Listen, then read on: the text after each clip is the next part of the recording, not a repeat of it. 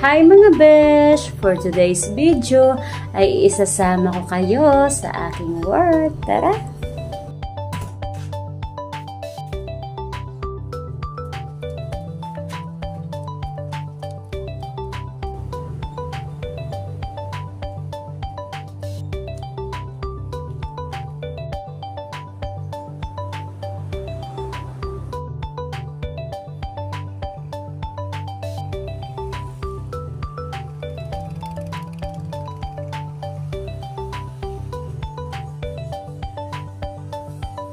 Good morning, Yang. Good morning, Dad. And before we start sa aming trabaho, kami nga ay nagpe-pray muna. As you can see, ako nga lang yung nakikita kasi nga mali nga pala yung pag-video ko, mga besh. Siyempre, nag-pray kami kay Lord na sana i-bless kami palagi. At sana i-bless rin yung pagtatrabahoan namin na magkaroon kami ng maraming customer at tumaas ang aming sales. Araw-araw nga po pala namin itong ginagawa, mga pero besh. Minsan, to be honest, nakakalimutan din namin sa sobrang busy rin. But we always thankful to God. At pagkatapos nga naming mag-pray at ako na nga ay umakyat na rin sa dahil yan po ang aking hinahawakan na pwesto. Welcome to Sangyupsal, mga besh! Ako na nga ay aakyat dahil magsisimula na ako sa aking journey to my work. Before that, I would like you to see the view outside the Mukbang Grill. So nice and so peaceful talaga, mga besh. Siyempre, sa unang pasok, ang una ko pong gagawin ay magbibinyag po ng aming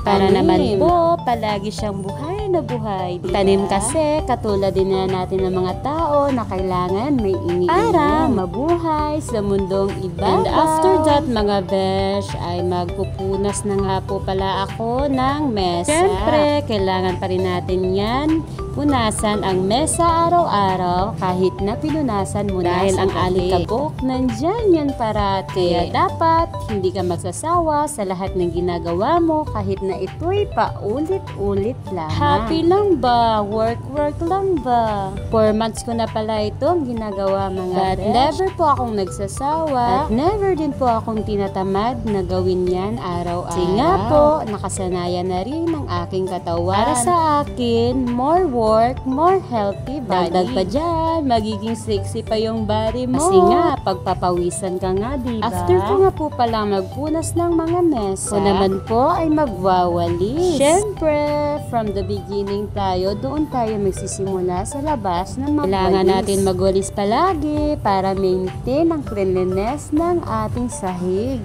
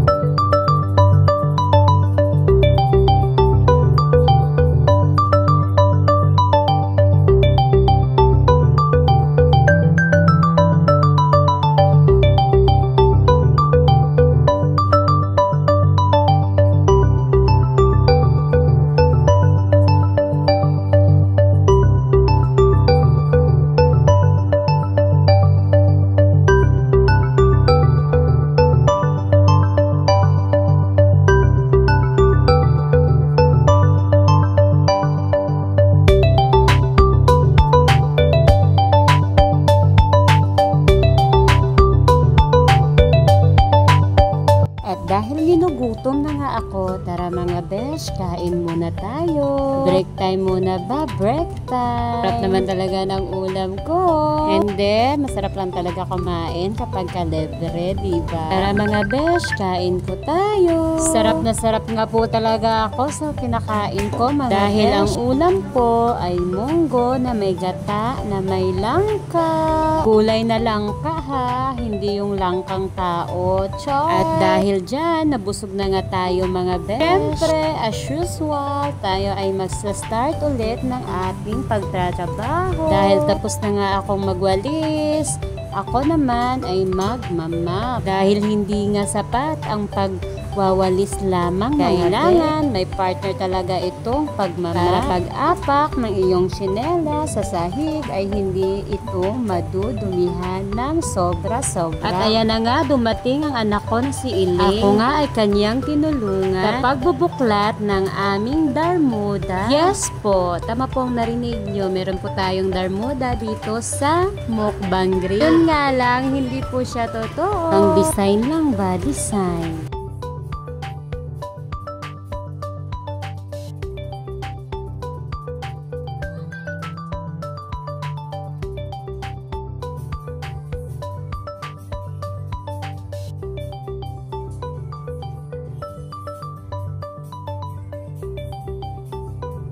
At patay na rin po sa ating hagdan. Ako din po ay nagmamap. Kasi po dyan po madalas dinadala ang ating tsinelas at iniiwan.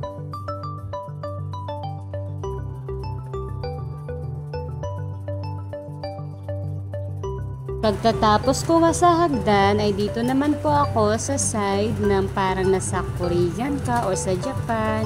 Yung bang uupo ka lang sa sahig. Masarap kaya ma-experience sa mga ganito mga beach kasi feeling mo nasa ibang bansa ka. Lalo na yung ambience dito is feel mo talaga na sa ibang bansa ka kumakain. Dahil nga sa lapag ka umuupo at kumakain.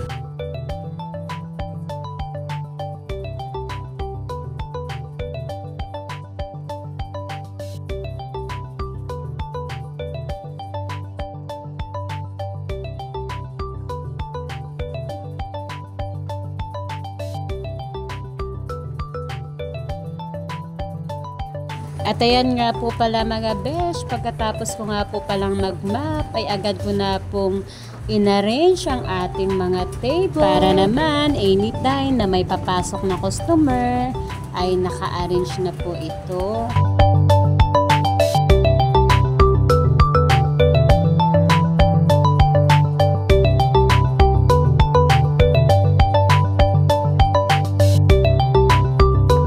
And before anything else, yes, again and again, magpupuno na naman tayo ng mesa mga besh para stay cleanliness. O, diba? San ka pa? Dito ka na. Dito ka na sa Mukbang Grill. Sobrang naaamis nga lang po talaga ako mag-besh kasi feel ko after my work, after I clean, so worth it. Yes, super worth it po talaga mga besh. And this is it. This is the final look mga besh. Super ganda. Ayan, tingnan nyo naman kung gaano kalinis, diba? Oh, saan ka pa? Andito na nga talaga ako siguro sa Japan mga besh. Oh, tingnan mo naman. Oh, diba? Ang ganda. Marami nga kami dito nakiking customer na sabi nila, I feel ko parang nasa Japan ako. Oh, diba? Kahit nandito ka lang sa Pilipinas, feel mo pala nasa Japan ka na, ha? At yan lang po muna for today's video mga besh. Thank you for watching. Don't forget to like and share. God bless you all. Bye-bye.